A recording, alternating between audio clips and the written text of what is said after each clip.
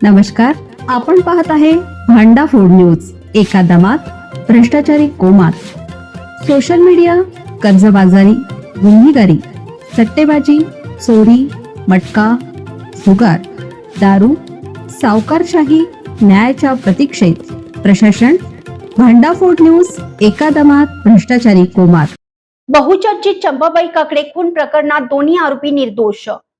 चिंचवड येथील बहुचर्चित चंपाबाई काकडे खून व दरोडा प्रकरणात जिल्हा व सत्र न्यायालय जयसिंगपूर यांनी महत्त्वपूर्ण निकाल देत दोन्ही आरोपींना निर्दोष मुक्त केला आहे. या प्रकरणातील आरोपी बजरंग नंदीवाले व प्रकाश नंदीवाले यांच्या विरोधात खून व दरोड्याचे गंभीर आरोप होते. मात्र न्यायालयीन सुनावणी दरम्यान सादर केलेल्या पुराव्याचा सखोल अभ्यास आणि दोन्ही बाजूचे युक्तिवाद ऐकल्यानंतर न्यायालयाने आरोपींची निर्दोष मुक्तता केली आहे. या खटल्यात आरोपीच्या वतीने ॲडव्होकेट सुनील माळुंगेकर यांनी प्रभावी बाजू मांडली. त्यांनी सादर केलेले मुद्दे, पुराव्याचे केलेले बारकाईने विश्लेषण आणि कायदेशीर बाबींचे स्पष्टीकरण यामुळे न्यायालयाने आरोपींना दिलासा देणारा निर्णय दिला.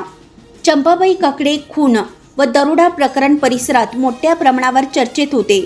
या प्रकरणातील तपास, साक्षीदारांचे जबाब आणि सादर केलेले पुरावे यावर आधारित दीर्घकाळ न्यायालयीन प्रक्रिया सुरू होती. अखेर सर्व बाजूंचा विचार करून न्यायालयाने दोन्ही आरोपींची निर्दोष मुक्तता केली आहे.